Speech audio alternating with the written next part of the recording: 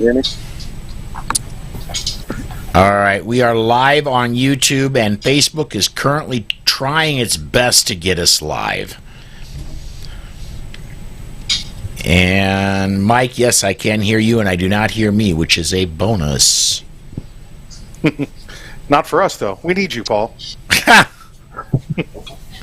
All right, we are live on Facebook. Welcome, everybody. You know what? I need to come over. I did not finish my pre-trip. This is the Arms Society podcast. We are recording live on the 10th of February, 2021. And Arms Society, there you are. I need to get my own. All right. We're going to be recording the show that gets released on podcast here in just a few seconds. I want to make sure that everybody is aware you can comment on the live video, and we will get your comments up if they're appropriate. I cannot do anything to stop inappropriate comments for people that are on the air, though, so sorry about that. Mike. Yeah. I don't know what you're talking about.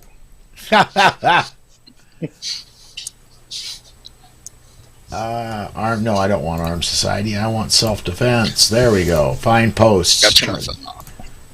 Okay, and kick that live. I believe we are ready to go. John Petrolino's already online saying, hello, Patriots. John, you win the prize for tonight because John was also watching the Daily Bullet we did just a few minutes ago. 30 minutes ago as we speak. So I was as well until Charlie interrupted me, by the way. Okay. All right. That's not good. Let me shut everything down. Charlie, what I want to do, you're steering the ship tonight, man. I'm just the paid monkey pushing buttons. I'm gonna go and put the Armed Society logo up, and then when it comes down, I want you to go ahead and intro the show and kick off, and I'll sit here pushing buttons and putting mildly inappropriate content up or comments up as the evening goes along. I may interrupt, I may not, I don't know, but your show, bud. You do it how you need to do. So, all right, rock and roll. All right, here we go. And recording in 5, 4, 3. All right, good evening. Welcome to this episode of the Armed Society podcast. I am the co-host who's steering the ship, I guess is how Paul Lathrop was just saying it. Paul Lathrop is down on the corner there, and he is the one that's steering. You're the captain. You're giving the instructions. I'm the one down in the engine room. When you say, there we go. Engines, engines ahead full, I'm the one that actually, pushes the buttons and makes that happen. Pushing this. You got it. Now I'm nervous. So, as you said, we're recording this on February 10th, 2021. And besides Paul Lathrop from the...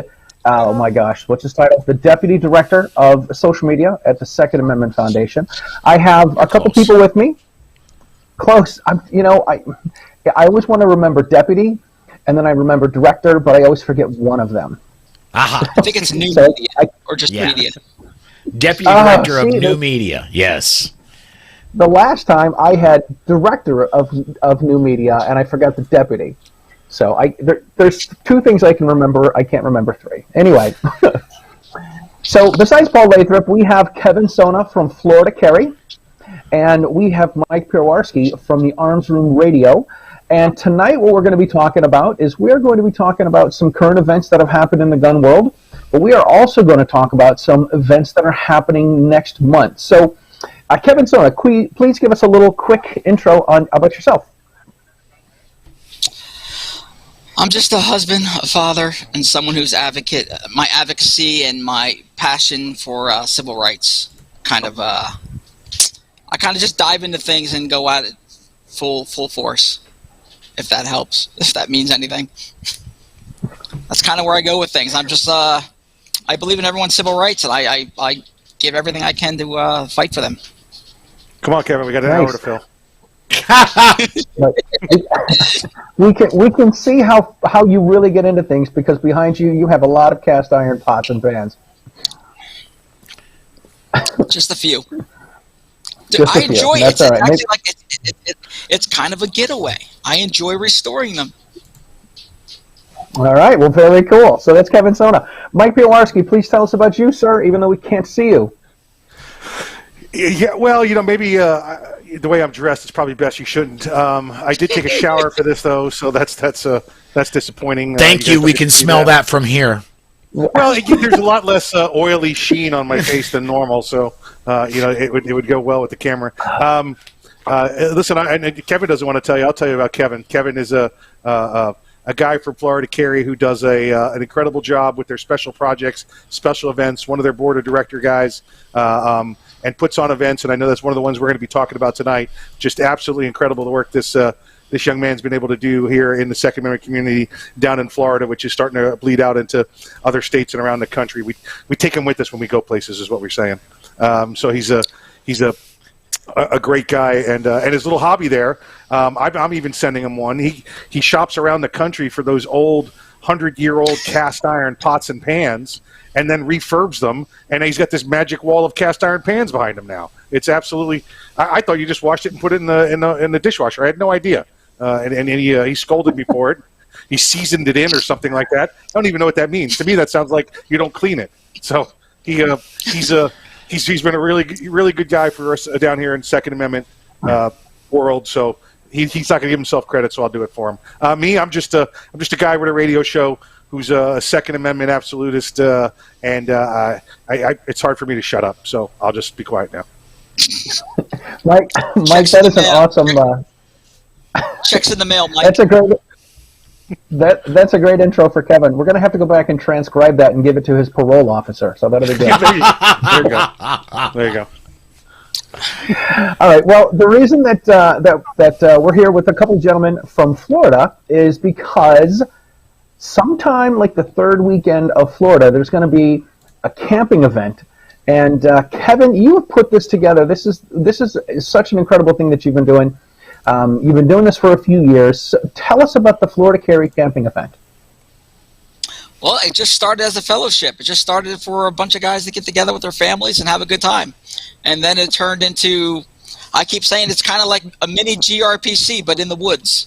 That's instead of in a hotel, it's in the woods. That's like an 8 on the weird stuff-o-meter. I'm just sorry. Let's all go in the woods together, guys. Okay. Okay. Well, Florida is not like the rest of us. Kevin, explain why it has to be in the woods. Explain why it has to be camping. Because 45 other states right now are looking at us like we're ridiculous. Explain why we have to have an open carry event in the woods.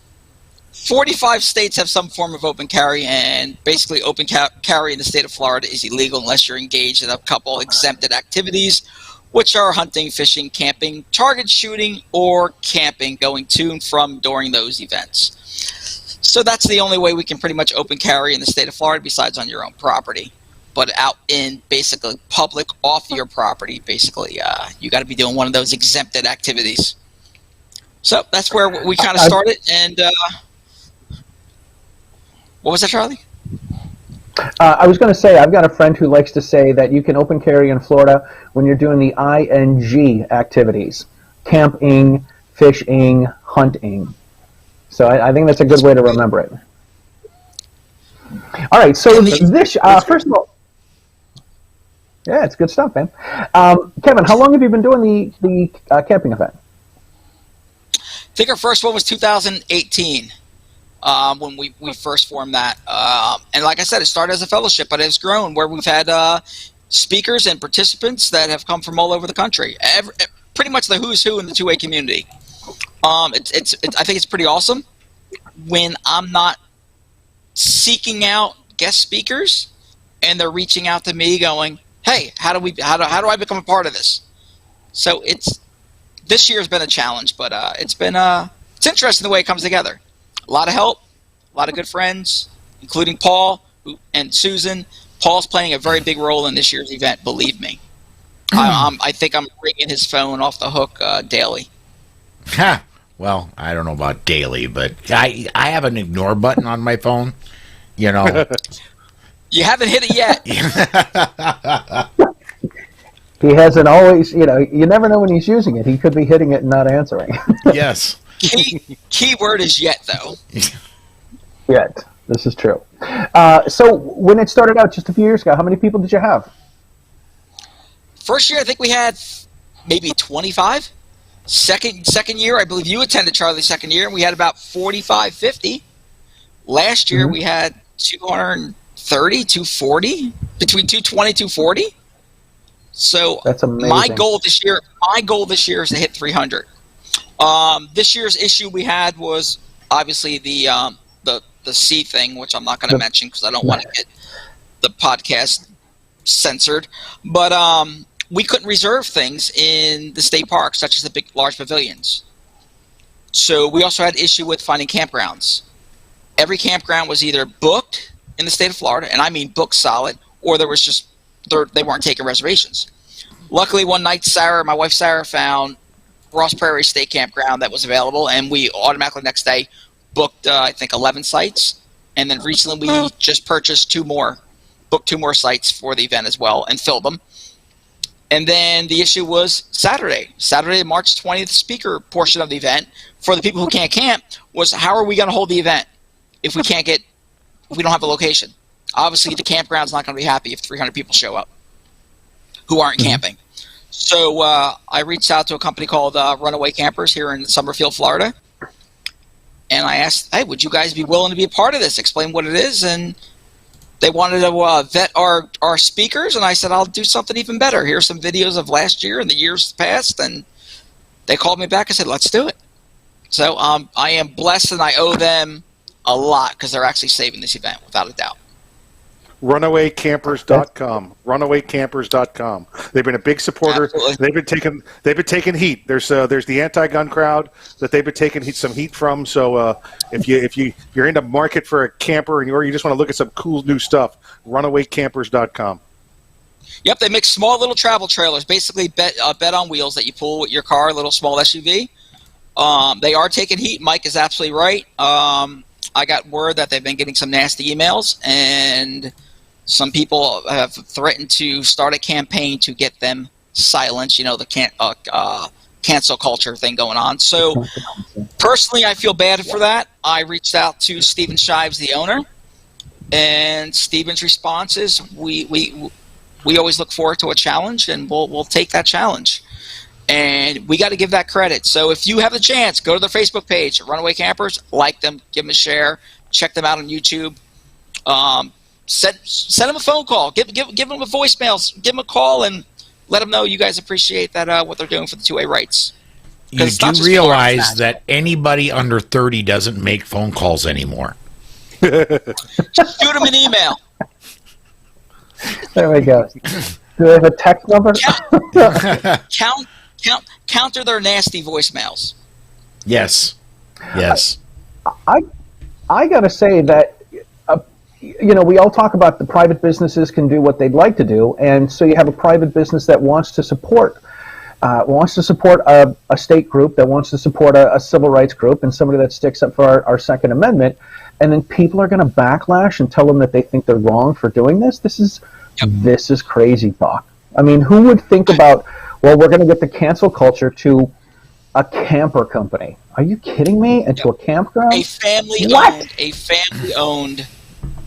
family-owned, business that's been around for a few years, that's succeeding nationwide, selling these campers. Now, it's not just they're highly invested in this event, and by invested I mean when I met with Stephen Shives and I asked, can we reserve a location, and when he invited me back and told me, you know what, let's hold it in our large finishing shop. So I asked, what is the cost? What do you need for this? And he said nothing, zero. Wow. Not only that, I think their last work day of the week is usually on a Thursday. So Thursday they're cutting work hours short by a couple hours, and they're going to clear out the finishing shop. This is where all the campers come for, the fenders and stickers, and they're going to work all day, a couple hours at the end of the day, to clean this shop and get it ready for us. And I'm going to go Thursday and help them. But that's amazing. That's commitment to this. So Yeah. I'm grateful. It is. That's amazing. Who do you have that's going to be speaking this year? I know you've been putting a lot of stuff on social media, and I know that Craig DeLuz has put a video together, an amazing video with the people that are speaking. But for the people that have this, who are some of the folks that are going to be attending this year? Well, we're going to start off with the prayer. My buddy Jeff Clemens does the prayer every year at all my events. It became kind of a tradition. I don't feel right if he's not there saying our prayer. Charlie Cook is going to be doing the national anthem on his trumpet, which is pretty cool. I want him to be using I want him to be using the handgun for percussion. Not in an Nice. enclosed building. Good call, Paul. Good call. It is a good call. You know what? I'll see if I can bring a water gun. I think we need to refresh the 4 cardinal rules a little bit. But Paul Lathrop has graciously accepted my invite to basically host the event, MC the entire event. So I'm grateful for that. That gives me a little more time to deal with anything that happens during the event, any technical issues or whatnot to deal with. Gives me a time to actually sit back and watch the event. Also, we have Cheryl Todd. We have of Gun Freedom Radio. We have Amy Dillon of the Polite Society podcast. We have Amanda Suffolk of the Polite Society podcast and Realize Firearms Awareness Coalition. And I am the Target Radio. I am the Target Radio. I am the Target Radio. All right, the Target Radio. Craig DeLuz is coming down. We have David Katz of the Firearms Firm, which is Katz and Phillips, the firearm firm. James Phillips. He's the real lawyer cat. He's the real lawyer cat. I'm saying. James Phillips is partner of Katz and Phillips. I got to look at my thing again. Who else do we have? Whoa! No looking at things while we're on the air. This is a family-friendly show. Turn your video off first if you're going to look at it. I am amazed that this happened, though. One is we got Cheryl Todd, which still shocks me. I offered to get her a polka dot tent, but she wanted nothing to do with that. She's going to hotel it. She's slumming it at like a 2-star hotel, right? we have Dave Smith, a.k.a. Shaky Dave, a.k.a. the Parkinson Shooter. Yep. He's coming out and he's going to speak at that event, which I'm amazed by. I really am. And I'll use the word amazed a lot because I don't know what word to use. I really don't. I had this moment with Shaky Dave. I interviewed Shaky Dave on my show a couple years ago, and we're just about to start the show, and he's putting his sunglasses on, and he's got Parkinson's disease, and he said this is the most dangerous part of his day. He's trying to put glasses on. You'll poke your eye out, kid. Yeah. Right. Sorry, go ahead, Kevin. We have Patrick Collins. He's from Georgia. He's a firearms instructor. He's an educator. He's part owner of a company as well, a self-defense company. He's coming out. And a region lead, I think, with Georgia Carey also. Is that? I think you're right. I think you're correct on that. Crap. Who else do I have? I have so many. You have James Phillips. Named him. Oh, sorry. Holly. Holly. She's a mental health professional out of Jacksonville, Florida. She's going to come out and speak on mental health and gun ownership and things like that. Is she going to spend some time working with Mike? She needs to. She probably does. Yeah, she better bring her full kit with her. John Petrolino on Facebook asks, Kevin Sona, what's the cost to attend? It's very affordable. It's $0. I have to thank awesome. I have to thank Florida Carry. They reserved the campsites, and Katz and Phillips, the firearms firm, they're donating the funds for all the food.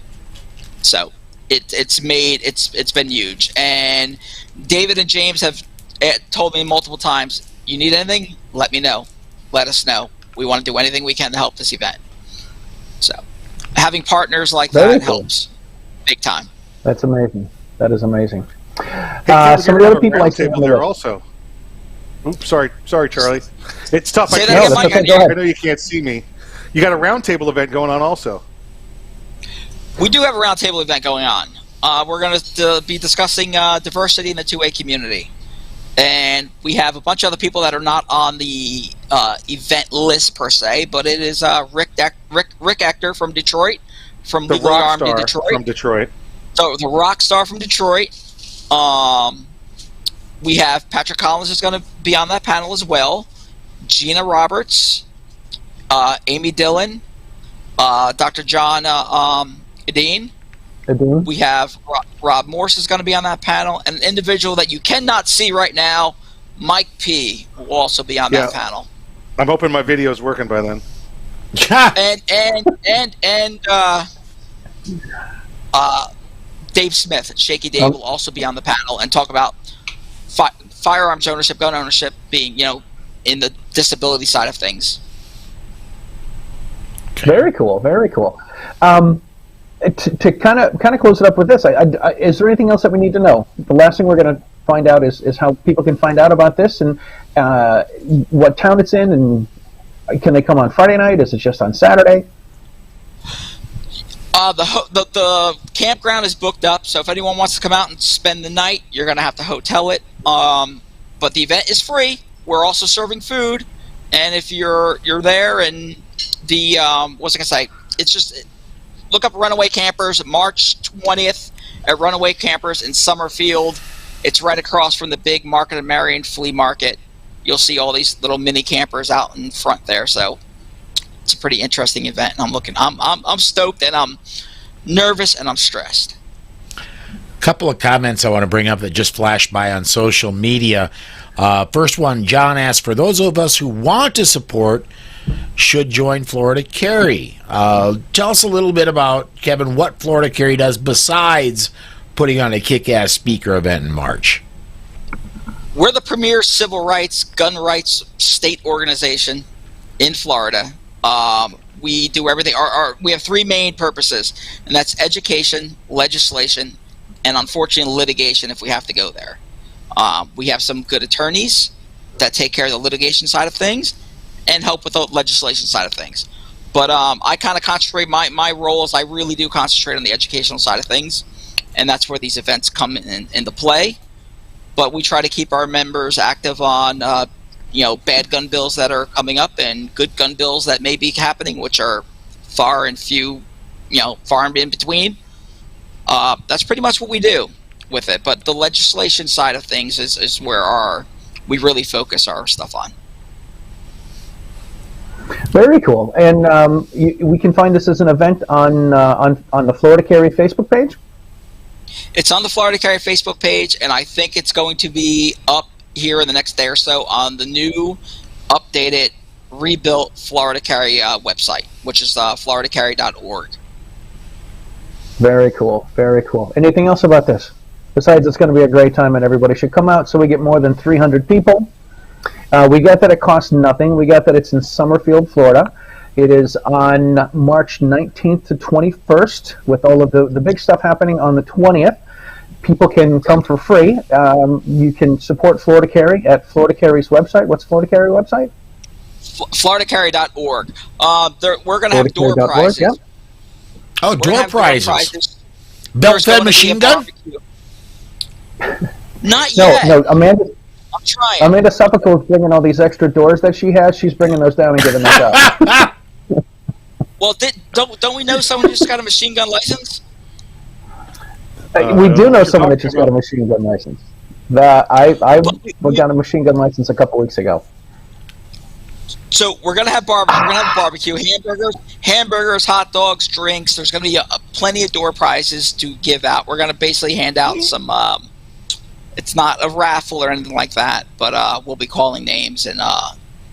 I'm really good at calling names. I am too. So is Sarah. There's no dump button there, Paul. That'll be fine. Yeah. Pete over at Gun Websites, he didn't say door gunner prizes, Paul. That's awesome. All right, cool. Well, let's. I think we covered this pretty well. Let's talk about some things that have been going on. Oh, go ahead. Do you have something, Kevin? No. All right. Nope. Sorry. Let's talk about some stories that have been in the news this past week. One thing a video that came out at the beginning of the week was these people that were shoveling and got into a fight that ended up in 3 people dying. And if you haven't had a chance to see it, you can see it. It happened somewhere in Pennsylvania. There was a husband and wife that were out shoveling their snow, and I guess they threw some snow in the neighbor's driveway or in his yard or something, and they started yelling back and forth, a bunch of swear words back and forth, all those things your mom said that you shouldn't be saying. The homeowner who lived across the street went into his house, and he came out with a handgun, and he started firing at the husband and wife. They kept calling him names. He shot the woman once or twice, and then he went over and shot the man. They both fell to the ground. The woman was in the middle of the street. The man was near the house. The guy from across the street went into his house and came back with a rifle, yelled something at the woman, shot her 2 more times, went over and shot the husband, and then he ended up going in his own house and taking his own life. So there's a lot of lessons to learn here. The biggest one to me is that there's no sense in getting into an argument over shoveled snow, which is completely ridiculous. I think there's more. The part that I saw, and now, if you haven't seen the video, just know that you're going to watch somebody's life end before you go watch this video. Yes. What I saw in the background, I heard was this had been an ongoing neighbor battle for 5 or 6 years. Long time. The hatred was so much between these two. When the one guy went in the house to retrieve his gun, the husband and wife stood at the edge of that guy's property, if not in his property or on the sidewalk. It's hard to tell with the snow. And he comes out, and you can hear them yelling at him. He's got a gun. Rather than them retreat, they continue to stand there and swear at this guy. That's how much the hatred is for this guy. Now, I don't know if this guy was a nut job or this just set him off, but he started shooting, and it wasn't until the husband took a round before anybody left. The wife, she stood her ground. She waited until the guy came up and shot her, and she fell in place. He puts one in her melon, and she still lives through that encounter. It's not until, like you said, he went back inside and got another firearm that came back and finally finished off that couple. But that hatred was so strong between them. They stood there yelling, hurling curse words at a firearm. Mike, I could not believe the fact when he came out of the driveway, they even said, "Oh, you have a gun?" Yeah. What are you going to do? What are you going to do with that gun? You wouldn't shoot me. You can't. You wouldn't shoot me. And just was but crazy. Then the guy fires hatred. multiple times, and they still stood there. Yeah. That I can't comprehend that. I bet you none of them had to have the heat on in their house at night because they got that hate to keep them warm. It was unbelievable. It's completely nuts. Some of the lessons that I learned are, Rob Morse talks about this all the time on his show. He says, he'll say something like, "Are you carrying when you're shoveling your snow?" Well, no, you don't really think about it, but should you? Maybe you should. Yeah. Here in Massachusetts, we have magazine restrictions. We have the 10-round magazine from before 1994 or from 1994. What I put something on my instructing Facebook page, and I said, listen, the reason that you want to have high-cap magazines is because people don't always die with the first shot or the second shot, and sometimes even the third shot. We've seen that a couple times. We absolutely have, and people, the anti-gun folks will come out and they'll say things like, well, if you can't shoot a bad guy with a first shot, then you probably shouldn't have a gun. Here's a woman that's not on drugs. She took 2 or 3 rounds, and she kept arguing at this guy and shouting at this dude until he came back and blasted her with a rifle. This is crazy talk. This is crazy talk. Oof. As the four of us sit here, I am going to guess, Charlie, you're sitting in your house right now, and you are armed right now with a firearm on your hip. Mike, I guarantee you're sitting there with a firearm. I guarantee, Paul, you're sitting there with a firearm. Same thing with me. I'm in my house. Am I afraid of anything? No, but I'm prepared. Spiders. That I am. I'm afraid of my wife. I really am. Well, good for you, Paul. You're a smart man. Truth be told, Paul, I think we all are. So I had a conversation one time. I had a conversation one time with and I want to get back, Charlie, to what you were saying about people who think one shot will end a situation, and there's another video out there that proves it doesn't. But I was having a conversation with some anti-gun person that was saying that I only carry a gun because I'm afraid. And I always say I don't carry a gun because I'm afraid. I carry a gun because I'm prepared. And the one day the person was saying, I said, you know what? You're right. I am prepared. I am afraid. I'm afraid I won't be able to protect my family. I'm afraid I won't be able to protect my family against a bigger, faster, stronger individual, multiple attackers. So yeah, there's some fear there. I carry a firearm for my self-protection, my family's. But to get back real quick to your comment about one shot, did anyone see the video of the officer getting beat with the stick? Yeah. Who shot the guy 12 rounds. 12 times. Yeah. Let's get to that one in a second. Yep. It kept coming. The other thing that I want to talk about is when the husband retreats back to the garage, you hear him say, "Call the police." He shouts, "Call the police." Dude, shots have already been fired. You've been shot. Your wife's been shot. And now you're going to call the police? The first video I saw was a minute long, and then I saw the one that was 3 minutes that had everything in it. And 3 minutes is not enough time for the police to get there. And people need to realize that, the response time, I think the national average response time is about 14 minutes. And I always tell people that's listening to Stairway to Heaven 2 times. And not once, 2 times listening to Stairway to Heaven. The police aren't going to make it there in time to save you. Nope. And I always tell people, even though the police cars say to serve and protect, it's really to clean up and write a report. I want to bring this up. I want everybody watching to do this little experiment. I want you, if you're wearing a watch that's got a dial on it, I want you to look at your watch for 30 seconds. If not, find a digital clock that's got 30 seconds. And when you get right now, my digital clock, 54, 55, 56, 57, 58. Come on. Top of the minute, 30 seconds. I'm not going to stop talking for 30 seconds. I'm going to keep going and carry this monologue just to explain how much can happen in 30 minutes, in 30 seconds. If somebody were beating on my door right now, on average, if you have a full-on assault on a door, they're going to get through in less than 30 seconds. I'll guarantee you I can get through your front door in less than 5, and that is 30 seconds. Keep that going. Keep that going for 14 minutes. The police take forever. Imagine what can happen in 14 minutes. It took 40 minutes for the sheriff's officer to get to our house. I'll give you that. I'm sorry, 24 minutes. Sorry, not 40. 20. It would help if you didn't live on that little island, where you had to get on the boat and speedboat and go out there. Yeah, you really live in the middle of nowhere.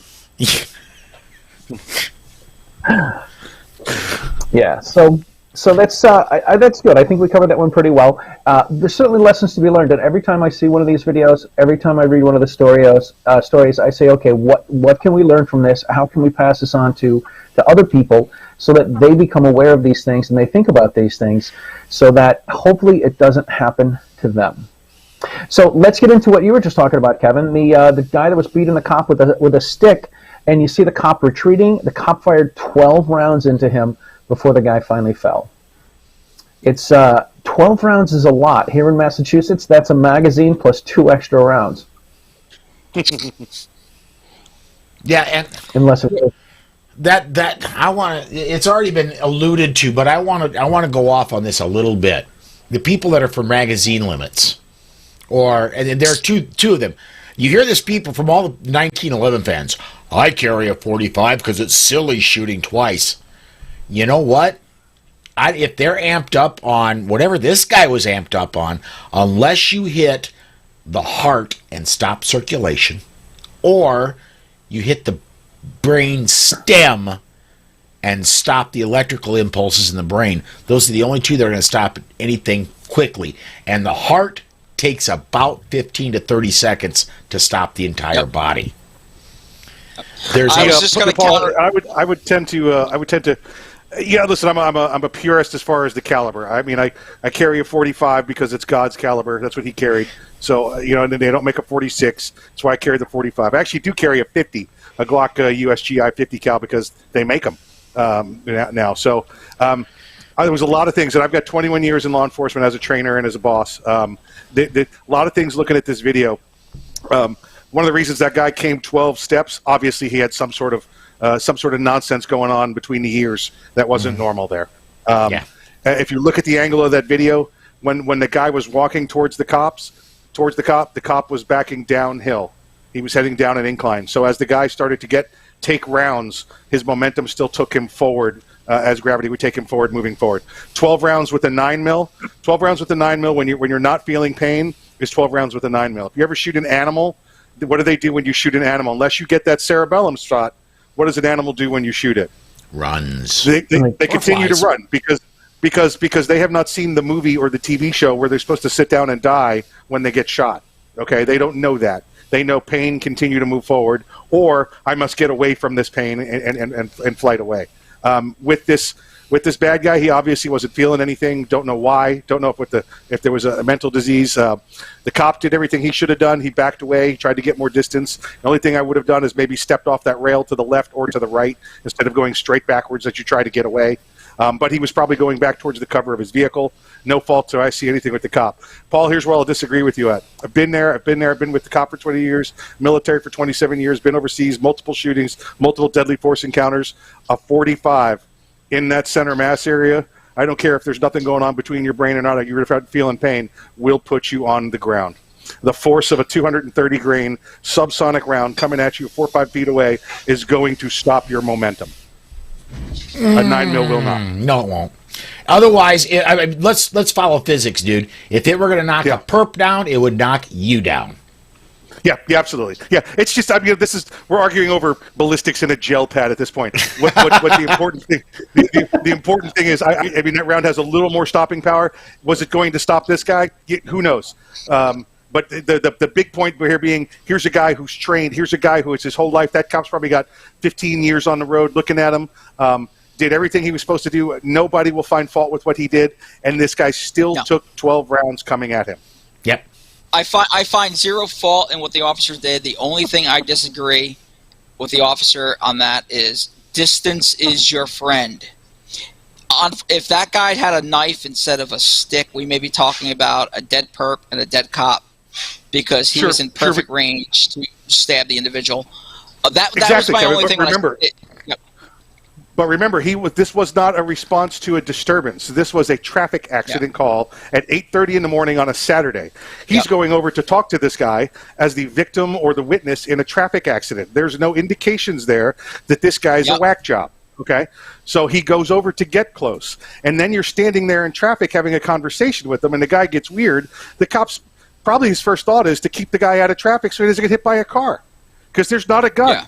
Yeah. It's not until he picks up the stick and realizes, hey, this is more than it looks like, and it starts to happen. This 12-round thing should speak volumes to where you live, Charlie, to where all the other legislators live across the country, that 12 rounds from a trained professional still wasn't enough to stop the threat.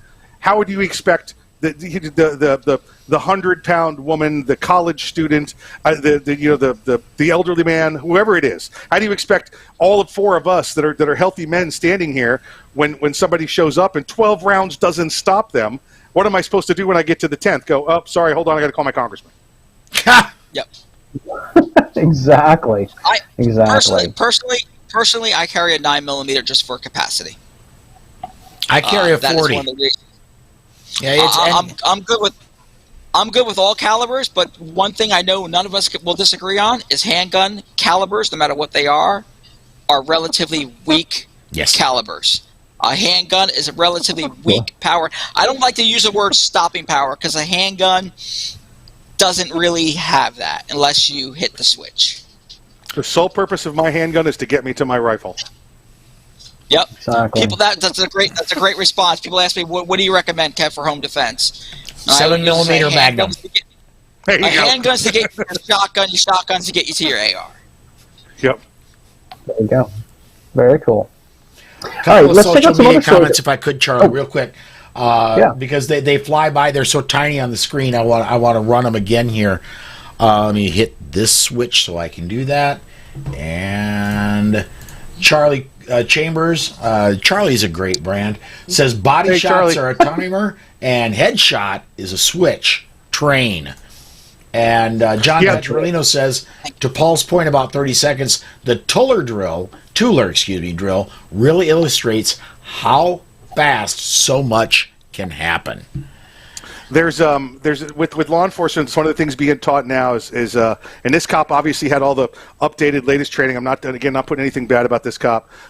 Kevin, I need you to be my visual for me because I don't have video capabilities right now.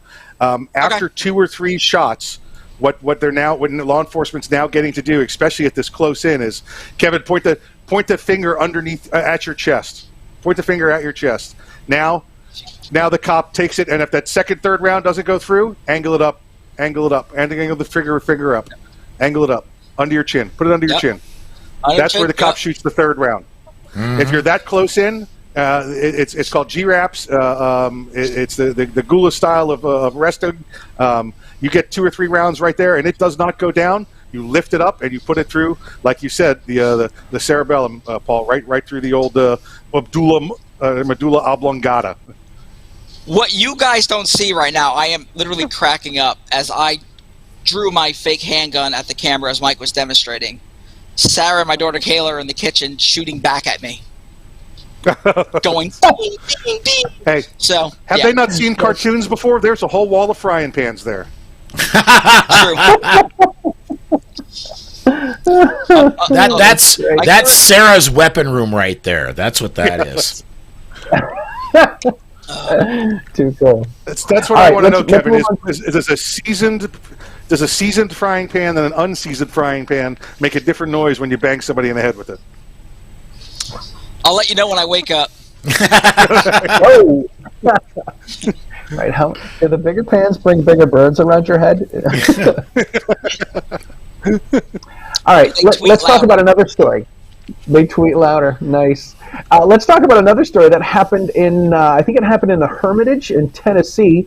A couple guys were making a prank robbery video, and they did end up going to the wrong person and try to pretend to rob someone, and this man pulled his gun out and shot them, and the prankster pranks no more. He is no longer with us. He's Tango uniform. Drawing 2 butcher knives on people who have no clue who you are to pull a prank in a parking lot will get you dead. Anybody who's had training and knows about the previously mentioned Tuller drill, that's a switch right there. Yeah, listen, does this guy not realize he's in Tennessee when he does this? This is Tennessee. Yes. He's not trying this in behind the enemy lines somewhere where there's no firearms allowed. He's in Tennessee. He's 20 years old. The government's already given him 2. Yeah, the government's already probably given him 2 guns by now. It's in Tennessee. Why is he pulling knives and trying to get video break? This is not England where that's the only thing they have. Get away from me with that knife or I'll yell, get away from me again. This is Tennessee. So, you're going to get shot there. I'm not real familiar with Tennessee law, but as far as I understand so far, I don't know, I guess it's still under investigation. I don't think they're going to be charging the individual who fired the shots as, of course they shouldn't. He was in his right. He was in fear for his life. Are they going to charge the other prankster with this individual's death, his friend's death? That's a good question, because if you're in a you'd have to be in the commission of a felony. There we go. So He'd have to be in the commission of a felony for it to be the felony murder rule. It depends on if they call it an actual aggravated assault with a knife rather than a prank, sure, then it would qualify for the felony murder rule. Wow, there we go. Interesting. So that, it's I don't get people to do this. Every YouTuber needs to learn from this real quick. Oh yeah, and those idiots that are on that TV show. Those four guys that are on that TV show where they prank on the public, all they need to watch that. They need to pay attention to that too. Yeah. Yeah, absolutely. All right, what else do we have? Hang on. One second. John Petrolino has Petrolino. Oh yeah, John may be at our event. He's got a great comment. He says, "Narwhal tusks in England." That's exactly right. That's what that gentleman used out of the bar to stop the terrorist attack on the London Bridge. Remember? He used a narwhal tusk. Yes. Right. All right. The next one I'd like to talk about is a woman in Phoenix was out for a run, and she was chased by a man with an axe or a hatchet. She ended up, she ran, she was a good runner, thank God. She ran from this guy, she ran into traffic, she stopped the car. The lady said, "What's going on? Are you in trouble?" She opened the door, she hopped in, she said, "Yes, I am." And they ended up catching this guy nearby with an axe or with a hatchet while he was, I don't know, say wandering around, but he was still in the area where all of this went down. The lesson to me for this one is that the anti-gun folks want us to believe, or they want other people to believe, that if we don't have any guns, we are not going to have any violence. And this guy's an evil person. I wonder, do we need hatchet control? Do we need to do background checks at Walmart and at Lowe's and at any place you can buy a hatchet? If people just had some hatchet training, then this would probably be okay. Do they have, is it okay to have a wood handle hatchet, or if you have a composite black hatchet, is that an assault hatchet? If it's a wider hatchet, is it a high capacity hatchet? You're going about it all wrong, Charlie. We need outlaw running. Yes, thank you. Well, yeah, because she ran and she got herself into trouble. It's crazy, man. But it goes to show you don't know what you're ever going to walk into. Right. You don't know what you're going to. Evil walks amongst us. At what point will it pop its ugly head? And are you going to be prepared to deal with it, handle it, if you have to? I don't know anyone. Go ahead, Mike. Go ahead, Kevin. No, you got it. I don't know anyone of my friends involved in 2A community, people that carry every day, want to draw their firearm. I don't know one person that wants to do that. I don't. None of us want to. But it's a tool. It's there. We don't have to tell them that we're not jogging. They can just take a look at us. Listen. Yes, there's no running. I jogged when I had to, when I got told to, but jogging, listen, you hear about it in the news all the time. Jogger finds dead body. Jogger runs into this. Joggers are the ones finding all this trouble. Stop jogging. If we stop jogging, we don't have to worry about half this crap. There we go. Listen, hats off to this woman that stopped and picked her up. Listen, we've all been to Phoenix. In fact, I think the last time we were all together was in Phoenix. I learned to drive, in New York. You jump out on a road like that in New York, you're fair game. Nobody's stopping for you. You become an event for everybody else to watch. This is so. Hats off for her for watching this. And yeah, I mean, this is great. This is the defense of this hatchet defense is like the defense of werewolves or a defense of a Frankenstein monster, right? Just keep running. Well, just keep running from the mummy. Keep running. Mike, keep running. Mike, I'm sorry to hear that. You're from New York. Sorry to hear that. See, I grew up in the South, so I'm good. Yeah, the South. You live in Jersey. Yeah. What are you talking about? Yeah. South Jersey. The only good thing about New Jersey is the view of New York. Okay, that's all. if New York could figure out a way to charge New Jersey for that view, they would. Well, I got to tell you this. I got to tell you this, man. The guys that I've interacted with the CNJFO and the NJ2AS, and Anthony Calandra at the Gun for Hire range, all these Jersey guys, they've been all great to me, man. And I'm actually heading to go pheasant hunting with those guys at the beginning of March. So maybe Jersey's not great. It's certainly an anti-gun place, but all of the guys that I've hung out with down there, these are all stand-up guys and a lot of fun to be with. Now, I got to ask Charlie. Jersey. Alexander Rubian is there. He's a great friend of ours. Yep. In fact, we're trying to get him to come down to the Florida Carry event as well. But, yeah, we make fun of New Jersey because, you can, and it's all right. It's what are they going to do? New Jersey is a beautiful state. New Jersey is a beautiful state. New Jersey will always be my home. I grew up there. And when I tell people when they think Jersey, they think turnpike and chemical fields. I'm like, no, I grew up in South Jersey. I grew up hunting and fishing. That was my thing. That's right. Yeah. Cool. Empty syringes and garbage bags. Hopefully empty. That was Seaside. Nobody's talking about what's her name there, the girl from the Jersey Shore show. All that trash Mike. All that trash flowed in from New York anyway. So it's. Oh. You can thank me for cleaning it up.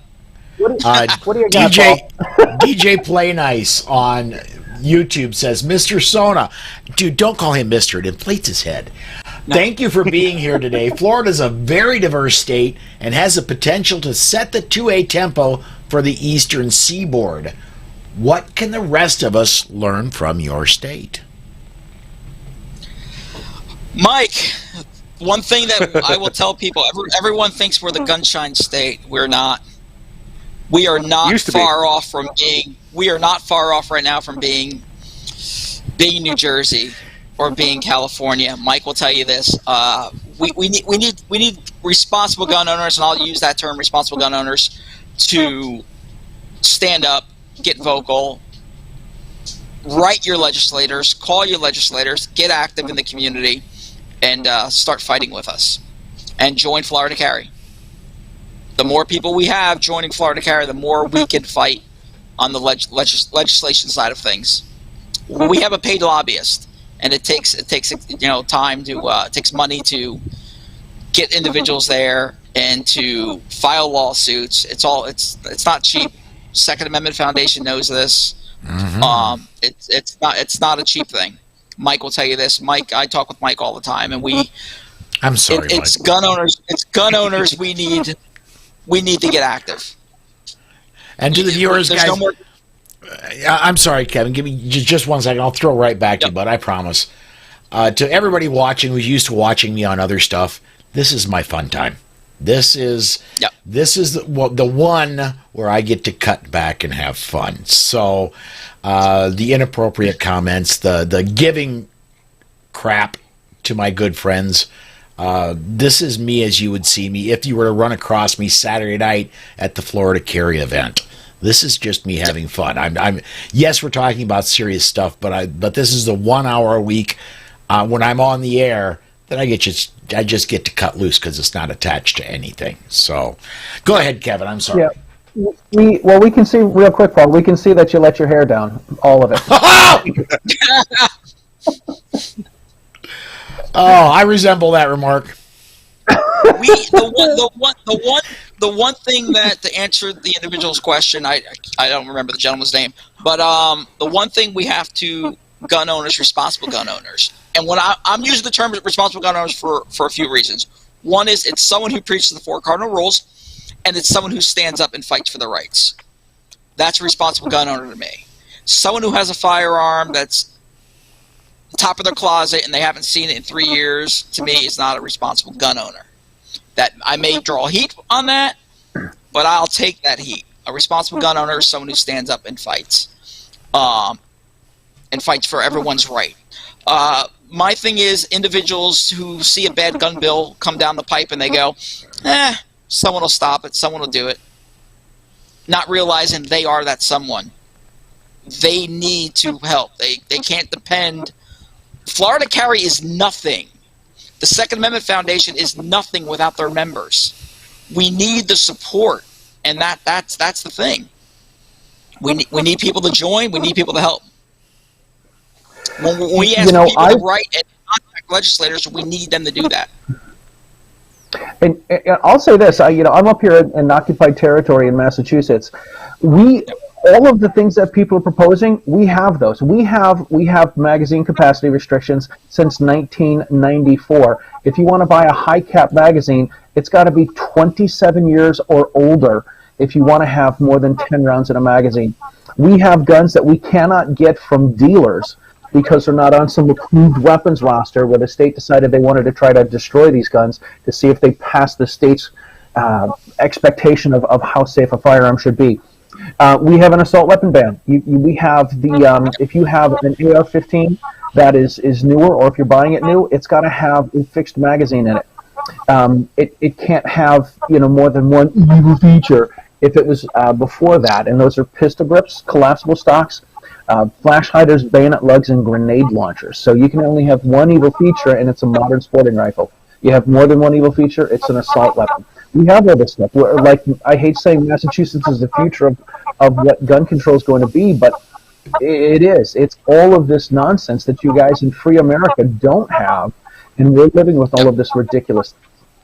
I want to disagree with you a little bit, Charlie. It's not the future for America. The future for America is for places like Massachusetts, like New Jersey, like New York, to be cutting big checks when places like the Second Amendment sue them and win, and they have to pay the attorney's fees for the good guys. That is coming. I can't wait for that to happen. All right. Well, listen, we are. Go ahead. Yeah, and that's true. The problem with it is that jurisdiction just lays it back on taxes to you, the citizen. Unfortunately, it's taxpayer money anyway, so they don't care. Yeah, but I agree with Paul. Go out back behind the city hall to the money tree and get some more. You got it. All right. Well, listen, we've only got a few minutes left. What do you guys have coming up? Kevin, what do you have coming up besides the Florida Carry event? Anything fun? Anything cool? This weekend, I should be down in Orlando this weekend. Actually, I'm going to try to hook up with Mike and spend some time with him. But I have a good buddy down here from New Jersey, down here with his family. My good friend Anthony and Brenda, who I've gone to from kindergarten to high school. We've been together our whole lives, and I haven't seen him in a few years. And I look forward to seeing the dude. We're really excited and hanging out, and I want to check out Mike's new what's it, Bourbon Studio, Mike?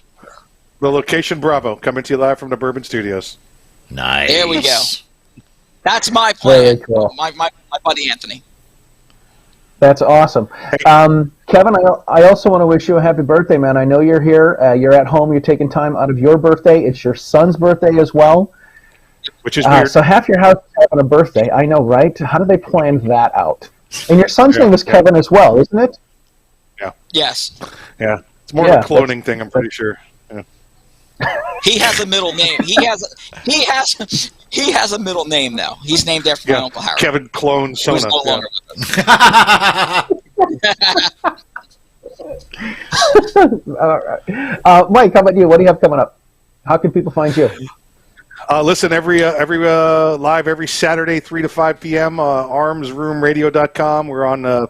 I think the last count was 35 stations around the country. Check your local listings. If we're not there, we can be. Otherwise, you go to armsroomradio.com. We're on a number of the iTunes, the Stitcher, the SoundCloud. There's one other one. I forget what it is, but we're there also. Pornhub. And Pornhub. There you go. No. That's a totally different. That's a totally different persona. Notice I said Sona. That's a. That's Mike's fans only page. Exactly right. In fact, it's a reverse fan page. I pay you to watch it. Not enough, dude. Not enough. Not enough. Totally. Looking forward to the Florida Carry event. In fact, Kevin, I know, Florida Carry event was the last major Second Amendment event most of us have been to, and we're going to come right back to it as kicking it off again. You were the last pre-COVID, and you're going to be the first start of coming out of COVID. A Second Amendment event to be at. Yeah, that was another crazy. Very cool. Yeah. Paul, how about you? What do you have coming up? You have a million things coming up. Yeah, but we do not have time. All right, so much for that. Seriously, we got tomorrow. If you would go to the Second Amendment Foundation's Facebook page or YouTube channel on the Daily Bullet, we've got one of the gentlemen from Firearms Trainers Podcast coming on. We talk about training in the age of COVID, training when nobody can get ammo, training when we're not supposed to be very close to each other. A lot of great stuff coming up there. That's going to be after the Daily News Roundup that happens at the beginning of the Daily Bullet. I'm looking forward to that one. We've got the Weekly Bullet coming up on Saturday. Glenn Caroline of the SAF is going to be talking about the Second Amendment First Responders program and what's going on. We've been getting a lot of requests for that, and I don't have my calendar up, so I do not remember. I've got so much going on. I don't even remember what's happening on Polite Society. So just tune in Monday. You'll find out. Perfect. Well, you can find my stuff, Charlie Cook, at writingshotgunwithcharlie.com, and you can check out the Facebook page. And I put up my 95th show yesterday, so please check that out and like and subscribe and share it with all your people. I know, I'm excited. Woo-hoo! Anyway, on behalf of Kevin and Mike and the guy that's making it all happen, Paul Lathrop, I want to thank you guys for watching this week's episode of the Daily Bullet. Armed Society Podcast. Oh my God! You're not even writing these and you can't get it straight. Can I add one thing? I think I'm the only guy to actually drive Charlie shotgun. Charlie with Charlie. You are the only person. Riding shotgun with Charlie. Yes, you're the only person that I let drive my rental car one time. Holy moly! I'm so glad I got the insurance because we needed it. Anyway, so thank you for checking out this episode of the Armed Society Podcast, and we will see you next Wednesday night with some new people, some new topics, and some new guests.